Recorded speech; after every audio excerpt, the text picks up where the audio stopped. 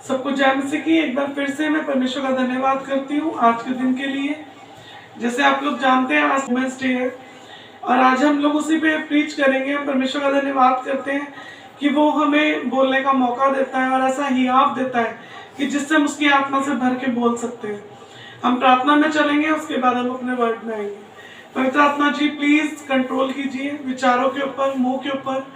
प्रभु हर एक जन को आप अपने पवित्र आत्मा के द्वारा कंट्रोल कीजिए। प्रभु आपका ही मुंह प्रभु जी मैं बन जाऊं मेरे प्यारे पिता, आपके ही रास्तों को दिखाने पाऊं मेरे प्यारे पिता। आप वो कहे प्रभु जो आप चाहते हैं प्रभु जी, मैं नहीं प्रभु, आप ही मेरे मुंह के द्वारा बोले और बात करें। पिता मैं आपका धन्यवाद करती हूँ प्रभु जी, आप मेरे द्वारा अपने कामों को करें मेरे प्यारे पिता। मैं आपका धन्यवाद करती हूँ। देखने वालों के मनों को आप खोल दीजिए, विचारों को खोलिए प्रभु। बहुत से घर बचाए जाए यीशु मसीह के नाम में मेरे प्यारे पिता।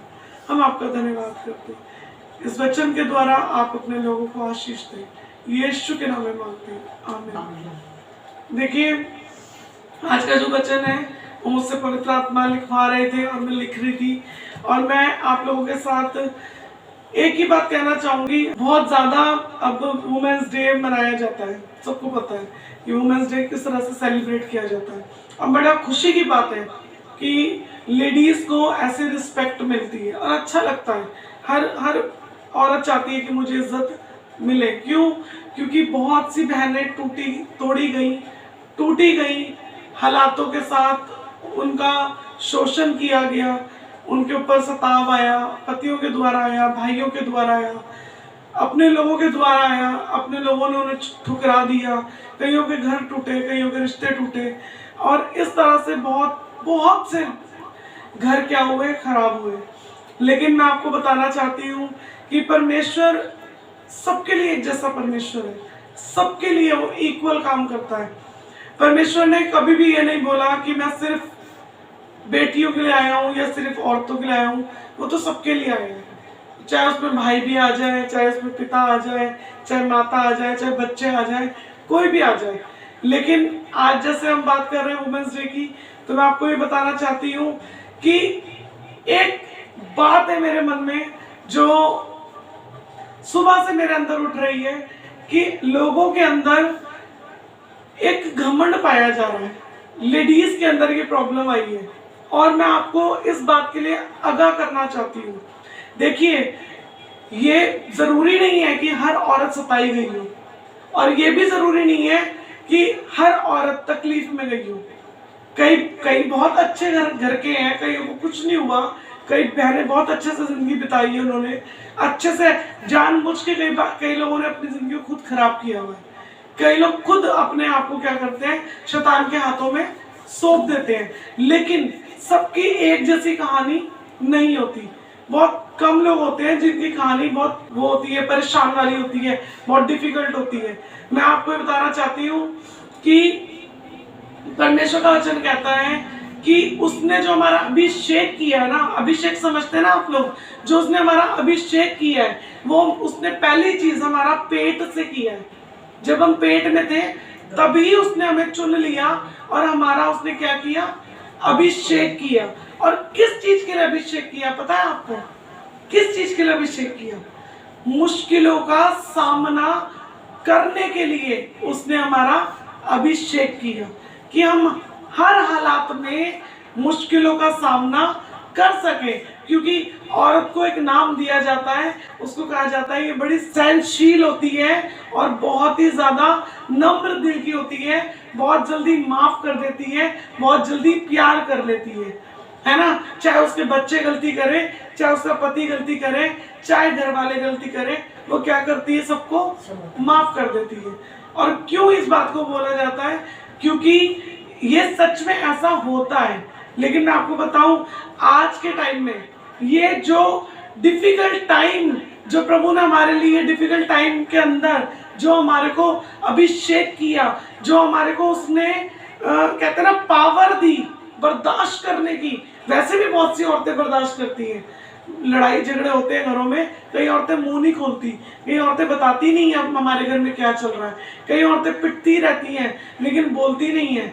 लेकिन मैं आपको बताऊं, वो यीशु मसीह को जानती नहीं है और लेकिन जो यीशु मसीह को जानती हैं, जो यीशु मसीह को मानती हैं, मैं उनके लिए बता रही हूँ। ये थोड़ी सी मेरी शिकायत भी है, थोड़ा सा मेरा एक शिक्षा भी है कि आप लोग जाने कि देखिए, स्त्री अकेली नहीं बनाई गई। आपको पता है स्त्री का नंबर सेकंड पे आता है, पहला नंबर किस पे आता है? पहला नंबर किसका आता है? हस्बैंड का आता है। पहला नंबर आदमी का आता है। और परमेश्वर ने देखा कि आदमी अकेला है और ये अच्छा नहीं है, तो उसने क्या करा? उसने स्त्री को बनाया ताकि वो दोनों क्या करें? एक दूसरे के साथ मेल खाएं।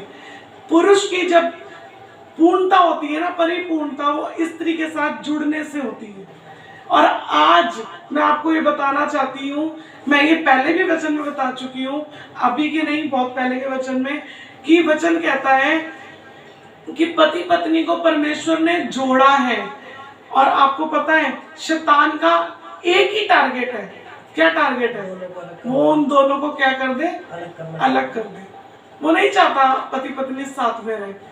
और आज बहुत लोगों में ये समस्या हो गई है कि जब मैं कमा सकती हूँ, मैं जब खा सकती हूँ, तो मैं इस आदमी के साथ क्यों रहूं? मुझे क्या जरूरत है मैं इसकी ताने सहूं? मुझे क्या जरूरत है मैं इसकी बातें सुनूं? मैं सब कुछ तो खुद ही कर सकती हूँ। मैं ये नहीं कह रही हूँ कि आप अकेले ना रहें, अगर आप रहना चाहते हैं रहें, लेकिन ब्लेस्ड, जो ब्लेसिंग तो दी है प्रभु ने, जो आशीष दी है प्रभु ने, वो पति पत्नी को एक करके दी है। और उसने कहा कि जब उसने नर और नारी को बनाया तो उसने दोनों को जोड़ा और कहा ये दोनों अच्छे लग रहे हैं, है ना। और आज जब समाज के अंदर पति पत्नी अलग होते हैं तो उसका बहुत बड़ा कारण उनके खुद के घर के लोग होते हैं, बहुत बड़ा कारण होता है। मैं आपको बताना चाहती हूँ कि परमेश्वर ने अभिषेक इसलिए नहीं करा। परमेश्वर ने अगर आपको एक बल दिया है, कमाने का भी अगर बल दिया है, अगर आपको उसने नौकरियां भी दी हैं, तो इसलिए नहीं दी है कि आप अपने पति को लात मारें और कहें कि मैं सब कुछ खुद ही कर सकती हूँ। बर्दाश्त, दुनिया की बातें कम बर्दाश्त करनी पड़ती हैं जो हम एक जने की बर्दाश्त नहीं होती है। मैं सच बता रही हूँ, शैतान क्या चाहता है? आप दोनों अलग हो जाएं। और शैतान का यही जोर रहता है कि वो एक दूसरे के अंदर क्या करता है? कमियों को दिखाता रहता है। वो कभी भी अच्छाई नहीं दिखाता, वो कमियों को दिखाता है। और मैं बताती हूँ, शादी से पहले बहुत पॉसिबल होता है कि दोनों रिलेशनशिप में आ जाए। होता है या नहीं होता है? लड़का और लड़की के बीच में क्या हो जाए? जल्दी से रिश्ता हो जाए। शादी से पहले वो क्या हो जाए? जल्दी से एक दूसरे के साथ सो जाए। होता है या नहीं होता है? ये शैतान की चाल होती है। और जैसे ही शादी हो जाती है, फिर शैतान की एक चाल और होती है, अब ये दोनों साथ में ना सोए। कितना चालाक है ना शैतान। और हम उसके क्या बनते हैं? दास। हम शैतान के क्या बनते हैं? कठपुतले बन जाते हैं। वो जैसे चलाता है हम वैसे ही चलते हैं। मैं आपको सच बता रही हूँ, आज कितनी बहनें मुझसे जब बात करती हैं तो वो यही बताती हैं कि हमारा आपस में रिलेशन नहीं है। क्यों नहीं है? क्योंकि या तो रिश्तेदारों की वजह से, या हमारी खुद की वजह से, या हमारे पति की वजह से हमारा मन नहीं करता कि हम साथ में बैठ के बात भी करें। और नाराज होती हैं, एक इधर मुंह करके सो जाता है, एक इधर मुंह करके सो जाता है। लेकिन मैं आपको बताना चाह रही हूँ, मैं आपको इस बात के लिए आगाह करना चाह रही हूँ कि शैतान जब जब हव्वा अकेली होगी वो आएगा और उसे बहकाकर जाएगा। इसलिए आपके साथ पुरुष का होना जरूरी है, एक जने का आपके ऊपर होना बहुत जरूरी है। क्योंकि आज स्त्रियों को अधीनता में आने में बहुत प्रॉब्लम होती है। आज के टाइम में वो किसी के अंडर में रहना नहीं चाहती हैं। वो कहती है नहीं, मैं क्यों रहूं। मेरी अभी किसी से बात हो रही थी और वो एक जोड़ा है, शादीशुदा जोड़ा है, और वो दोनों डिवोर्स ले रहे हैं। वचन में लिखा है यदि कोई व्यभिचारी हो या वो व्यभिचार में पकड़ा जाए तो आप छोड़ें, लेकिन तब भी अगर आप क्षमा करें ना और प्रार्थना करें तो वो बदल भी सकता है। लेकिन आज तो लोगों की मनसाई चेंज हो चुकी है और ज्यादा से ज्यादा जो डिवोर्स है ना वो विश्वासी लोगों के बीच में हो रही है। मसीह लोगों के बीच में हो रही है। अन्य जातियां फिर भी संभल रही हैं, अन्य जातियों में फिर भी इतने डिवोर्स नहीं होते हैं जितना विश्वासी लोगों के बीच में हो रही है। और जबकि ये बहुत ही ज्यादा शर्म की बात है, ये बहुत शर्म की बात है। जो स्त्रियां ये कहती है ना, मैं अकेले ही विश्वास में हूँ, मेरा पूरा परिवार प्रार्थना नहीं करता, मैं उनके लिए भी एक बात बोलूंगी। वचन कहता है यदि एक भी विश्वासी हो तो पूरा घराना उस एक के द्वारा उद्धार पा सकता है। पूरा घराना। कितने लोगों को निकाला था परमेश्वर ने, कितने लोगों के पीछे पीछे परमेश्वर ने इजरायलियों को छुटकारा दिया। अब्राहम अकेला निकला था, बहुत सारे लोग निकले थे, अब्राहम अकेला था। जब परमेश्वर ने उसके द्वारा कहा कि मैं तुझे कनान दिखाऊंगा, तू मेरे पीछे चल।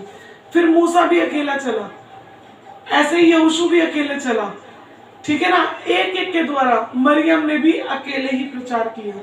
हम ये ना सोचे हम अकेले हैं घर के अंदर, अकेले के द्वारा भी बहुत सामर्थ आता है, क्योंकि हम अकेले नहीं हैं, हमारे साथ भी पिता, पुत्र और पवित्र आत्मा का सामर्थ रहता है। हम अकेले नहीं हैं। लेकिन जो लोग अपने अकेलेपन में यीशु मसीह के पास नहीं आते हैं, यीशु मसीह को नहीं पुकारते हैं, वो पता क्या हो जाता है, वो भरमाए जाते हैं, वो बातों में आ जाते हैं लोगों की, वो भरमाए जाते हैं, जिसके कारण से शैतान उनको क्या करता है, उनके रिश्ते को तोड़ने की पूरी तरीके से तैयारी करता है, पूरे तरीके से तैयारी करता है। और मैं आपको यही बोलूंगी, बहुत ज्यादा वचन बहुत बड़ा नहीं बताऊंगी, सिर्फ इतना ही बताऊंगी, जहां भी प्रभु ने आपको रखा है, जिस भी रिश्ते में रखा है, आप वहीं रहे। परमेश्वर आपका बहुत जबरदस्त तरीके से अभिषेक करता है।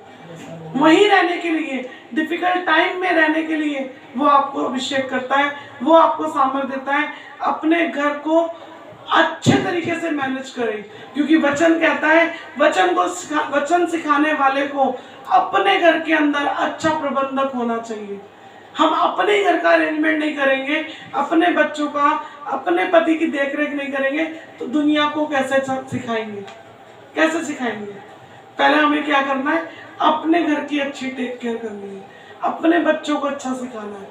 लेकिन आज लोगों में क्या हो रहा है, आज बड़े ही अफसोस के साथ मैं इस बात को बोल रही हूँ कि लेडीज को, बहनों को, बेटियों को ये प्रॉब्लम हो गई है कि हम पढ़ाई लिखाई करें, और अगर हमारा शादी किसी से होती है और अगर वो अच्छे से कमाता नहीं है या कल को मारता है, पीटता है, तो हम अकेले अपने आप सब कुछ कर सकते हैं। क्या ये बात ठीक है? ठीक है, बताइए आप लोग। ये बात ठीक नहीं है, और ये बात वचन से मैच नहीं करती है, ये बात उनकी खुद के घमंड से मैच करती है।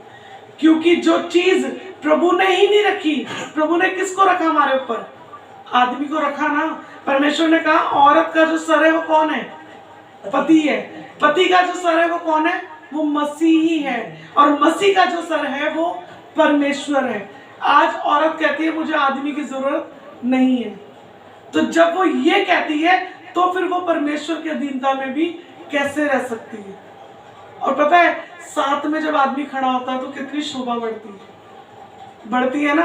लेकिन ये वही लोग समझ सकते हैं जो आपस में यीशु मसीह के प्यार को फील करते हो, क्योंकि हमारा दुल्हा, हमारा यीशु मसीह खुद हमारे बिना अधूरा है या नहीं है? अगर उसकी दुल्हन ही उसका साथ ना दे तो वो दुल्हा लेने किसको आएगा?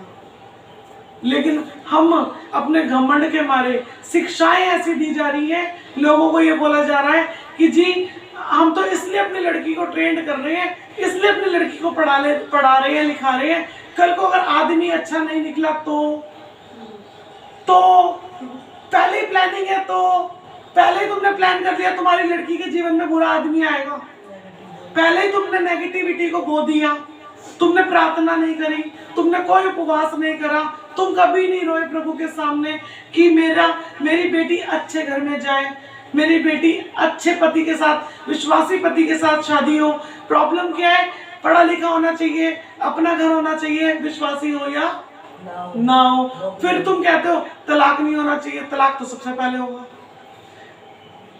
पता नहीं कौन से वाली मसीहत प्रचार कर रहे हैं, मेरे को तो समझ में नहीं आती है।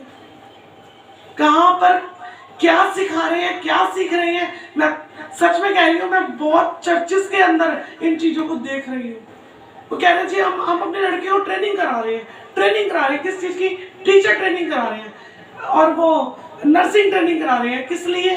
कल को आदमी अच्छा नहीं निकला तो तुमने तो पहले प्लानिंग कर ली, तुम्हें पहले से पता है आदमी अच्छा नहीं निकलेगा, तुम तो पहले से ही तो ढूंढो ही मत ना, मत ढूंढो, शादी मत करो, अकेले रहो।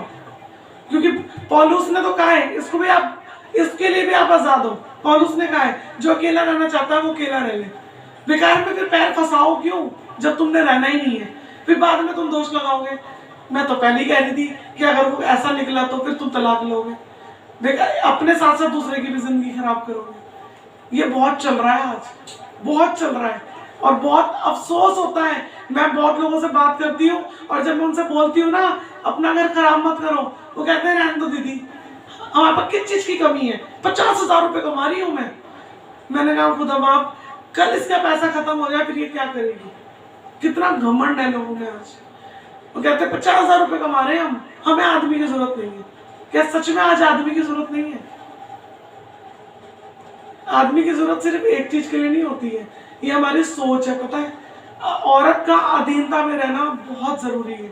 जिन औरतों के पास पति नहीं है ना, उनसे पूछो कि कितनी तकलीफ होती है जब कहीं रात को जाना पड़ता है, जब कहीं से आना पड़ता है।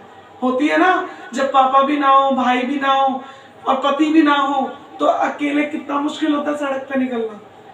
लेकिन कुछ बोलना नहीं चाहिए, कुछ माओ की वजह से रिश्ते टूट रहे हैं, कुछ लोगों की वजह से, क्योंकि उन्होंने ये सिखा दिया जब तक मैं जिंदा हूं ना तेरे को मैं रख लूंगी, छोड़ दे इसको। और ऐसे ही चलता आ रहा है। मैं आपको इसी बात के लिए कहूंगी, ज्यादा लंबा नहीं बताऊंगी। वुमेन्स डे है, इसका मतलब ये नहीं है कि हम सिर्फ वुमेन्स को ही ऊपर कर दें, इतना घमंड भर दे वुमेन्स के अंदर, ओ तुम तो वुमेन्स हो, तुम तो सब कुछ अकेले कर सकती हो, तुम एरोप्लेन भी उड़ा सकती हो, तुम कुछ भी कर सकती हो, फिर भी औरत औरत ही रहेगी, आदमी आदमी ही रहेगा, परमेश्वर परमेश्वर ही रहेगा। हमें शुरू से अधीनता में सिखाया गया है, पुरुषों को ऊपर रखा गया है। इसका मतलब ये नहीं है कि औरत एड़ी से निकली है, निकली पसली में से ही है, बराबर से निकली है, बराबर का औहदा दिया जाता है। लेकिन इसका मतलब ये नहीं है कि वो औरत कल को ये सोचे कि मैं अपने पति के सर पे चढ़ के बोलना शुरू कर दूं। ऐसा नहीं परमेश्वर का वचन सिखाता। और फिर उसके बाद हम ये कहते हैं कि हम आत्मिक है, तो हम बहुत बड़ा झूठ बोलते हैं और फिर हम उसी बात का प्रचार करते हैं। तो हमें घमंड से नहीं भरना, हमें परमेश्वर के सत्य वचन से भरना है, ताकि हम कोई भी गलत काम ना करें, गलत शिक्षा को ना सीखें, अपने द्वारा और बहुत से लोगों के घर को खराब ना करें। परमेश्वर आप लोगों को बताए से आशीष दे। God bless you. जय मसीह।